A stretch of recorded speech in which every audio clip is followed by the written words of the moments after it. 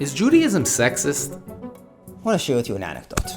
If I were to ask you the following question, who's busier? Who works harder in a business? The employee or the employer? The boss or the employees? Seemingly on the surface, the employee checks in 9 to 5. He's tied up. He can't leave the business. The owner, he's on vacation in Hawaii. He's not in the business. He has nothing to do with the business. But if we take a deeper look and we actually identify the role of employee and the real role of an owner, we're actually going to realize a whole different picture. The employee checks in 9 and checks out 5. The employer, his business is his baby. He is not allowed to be tied down behind the counter. He needs to think of the next step of the business. When he's vacationing in Hawaii, he often can't stop thinking about his baby because that's really his role. His mind and heart are there. And for that reason, he can't be behind the counter. He can't wake up 9:30 and be told you have to be somewhere. He needs to think about the continuity of the business and where it's going to head, what's going to happen. That's women in the business of Yiddishkeit are the owners. They were given the vision and the obligation of the continuity of the business of Yiddishkeit. If you pay attention to the mitzvahs that were given to women, you'll see their mitzvahs are mitzvahs pertaining to continuity of Yiddishkeit. Children, Taras HaMishpacha, family purity. As a matter of fact, Jewish identity is after the woman. Men were given the tied down jobs of Yiddishkeit. Be there at 9 o'clock, be there at 9:30.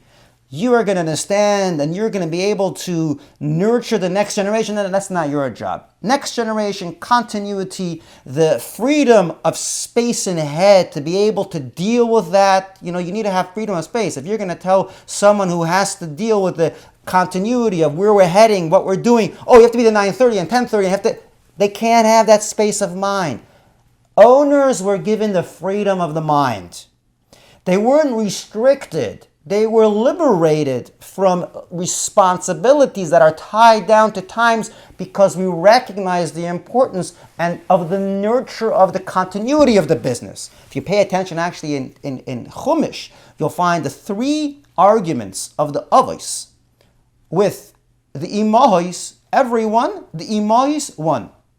Avraham and Sarah had an argument over Yishmael.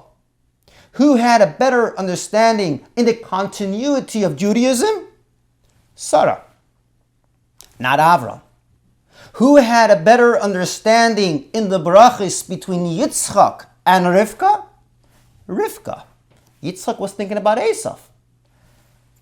Women have the foresight and the vision and the space in their head to see that. The Torah, therefore, did not ask them to wake up 6:30 and have Zman Kriya Shema and be there in a certain time because we recognize the importance of their role, not because we minimize. And the third area in Torah is with Moshe Rabbeinu, Amram and Miriam, who had the foresight to allow Moshe Rabbeinu to be born.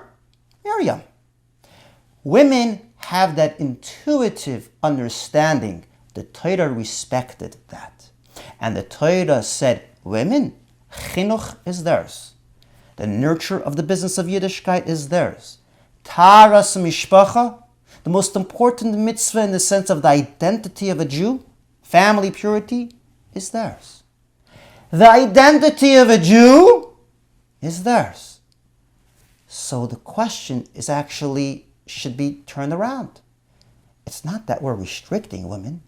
Torah has the real foresight of recognizing the amazing virtue, natural virtue that women have, and that extended itself naturally also in the business of Yiddishkeit.